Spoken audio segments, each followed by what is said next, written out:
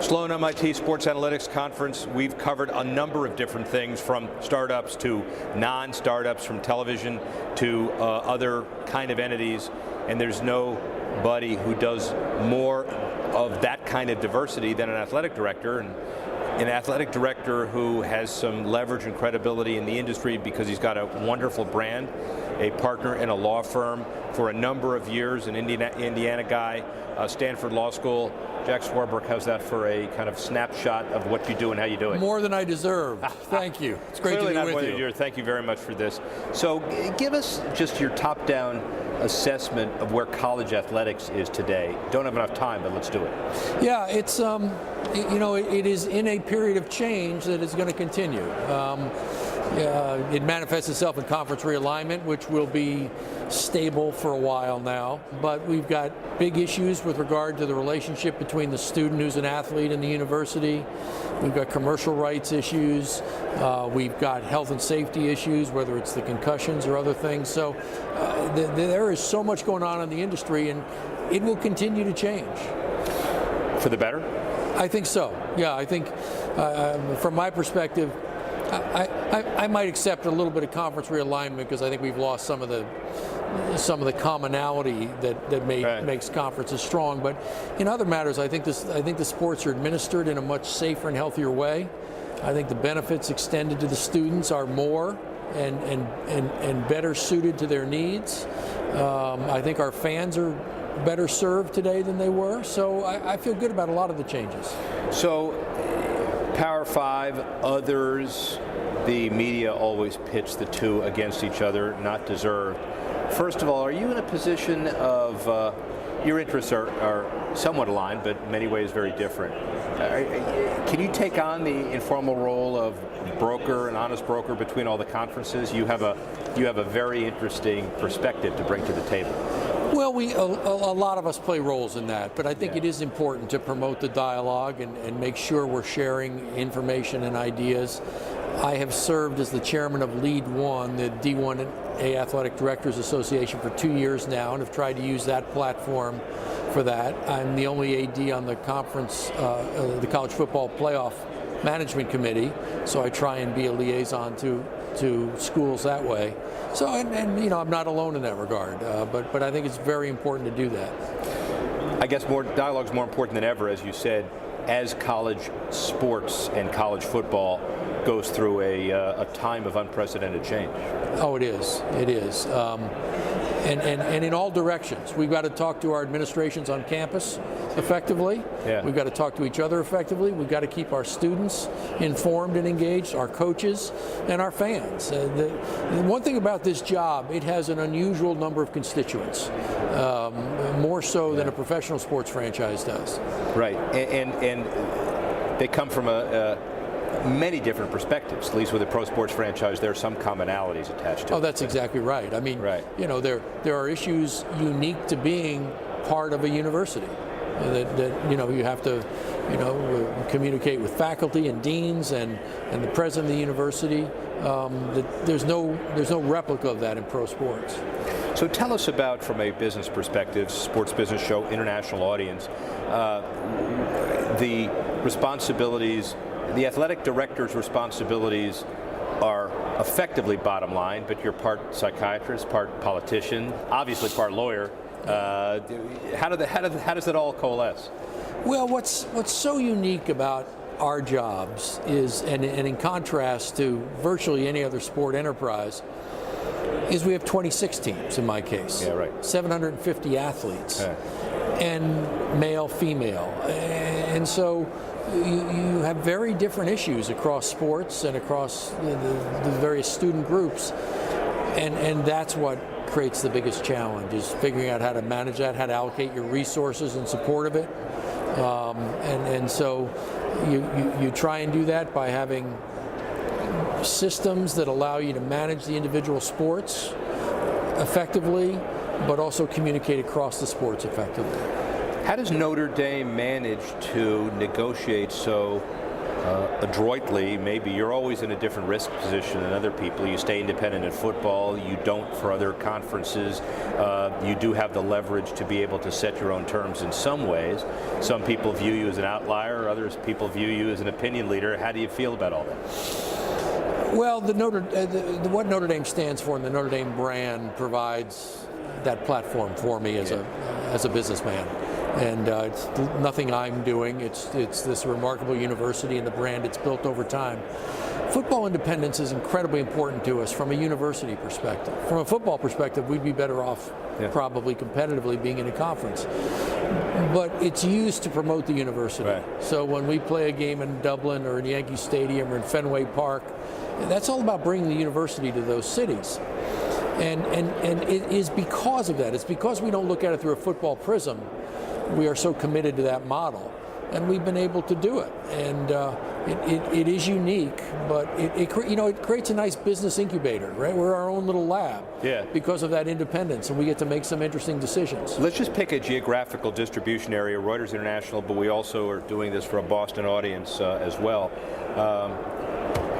In many ways, Notre Dame is Boston's team. Boston College is Boston's team, but you invade Fenway, and it's your market as well. It was a remarkable weekend. We love playing in iconic venues, and there aren't many that are more iconic than Fenway Park. And that was a magical weekend for us. We filled the place, a lot of passionate fans supporting us, and that's what we want to do with football. Right? We're in California every year for a game. Right. We get to New York about every other year. We'll be in Chicago regularly. Again, it's about promoting the university and using football to do it. How do you take your brand? You clearly are in Dublin, you're in Ireland, etc. How do you take your brand internationally and stay ahead of other schools and other conferences? I know Larry Scott wants to be China's commissioner as well. So how do you meet the challenge? Well, I think there are several things you have to do. One is you have to use the university's assets that exist. So we look to where we have campuses and already have a presence, and so that helps. Two, you want to leverage your partners. So in our case, you talk with Under Armour about your strategies for being international and what they're doing. You talk to NBC about international distribution and what they're doing. So we've got great partners, and you have to be really focused on working with them. Let's talk just a few minutes about issues that affect college football generally. Pay for play, compensation, where is that all going? Yeah, obviously that's an issue which is at the forefront of the discussion about college athletics today. I think where it's going is we will continue to look for ways to provide appropriate additional benefits to our students. For me, the focus ought to be, how can we maintain the relationship as one of being between student and university, not employer-employee, but provide appropriate benefits for the student athletes? So my measure of that is to look at the questions we face and say, how do we resolve this for a student who's not an athlete, and how do we for a student who is an athlete? And we got to be very careful about drawing distinctions there. And so, for example, the student who's not an athlete can exploit their name, image, or likeness. Right? They can, if they're a musician, they can go to the club and play or give a music lesson. Well, how can we provide comparable opportunities to students who are athletes without changing the model, without turning them into somebody who's not a student? And I think those are the sorts of things we have to figure out going forward. Has the train left the station because the lawyers, the litigators are getting in the middle of that too? Is there an opportunity for some reasonable compromise? There's still an opportunity, but we better take on the issues, right? Or they will be dictated to us. I think because as a lawyer, we know what lawyers can do to deals. Exactly. We had a good example with the cost of attendance, right? That was a decision that if you tried to treat students equally, whether they were athletes or not, you never would have adopted the rule. Right. It was an antitrust case waiting to happen. We got to be smarter than that. We got to look at these things and get out in front of these issues, or they'll get dictated to us. You have resources, but yet I suspect one of the things that we all are a little bit worried about, broadly defined, the recruiting war for high school players becoming college players because they get more benefits and emoluments than others. How do you deal with all of those issues and yet acknowledge that there are certain cost of attendance issues as well? Are there ways to deal with that issue? Well, yes. I mean, we can. I'm confident we can. On the recruiting front, we have two unique problems. One is competitive forces are driving the recruitment younger and younger and younger. It's not good for the youngster, and it's not good for the university. You know, talking to a 15-year-old about where they're going to go to college isn't helpful. Right. But it happens all the time. It's the norm, right? Especially in the Olympic sports. Right. And so we've got to get our arms around that. The other really unique business dynamic for us is, by rule, we can't talk publicly about those students, those prospective students, or the process, right? We can't comment on a prospective student athlete. So we've taken an area of great interest to our fans and transferred it over to third parties who build whole businesses about reporting on that. Right. I think we have to think about that. College football playoff, the rumor is that we're going to have 72 teams in the playoffs, and the first 14 get byes in the first round. Where's that going? That'd be interesting. There is zero momentum right now for expanding it. We're really pleased with how it works, what the model's been, the value it provides to fans, the interest in who gets in and who doesn't get in. It maintains value at the conference championships, which is great. It keeps value in the other bowl games. I think it took us 3 years, but we got to the right model, and there's no interest in changing it. Title IX, impact on women's sports, it's a balancing act for you, clearly. It is. And the non-revenue producing sports, let's call them, and how you have to deal with them every day. Yeah, it is. Now, it's a good problem to have. I think Title IX, the impact of Title IX in American sports has been phenomenal. It's been great. But you have to balance it. And the key to the balance is the experience the same for the student, right? Are you providing similar resources? Are they having the same opportunities? And I'm really proud of our ability to do that. We have great success in our women's sports. Our women's basketball team has, been in 5 Final Fours in the past 8 years.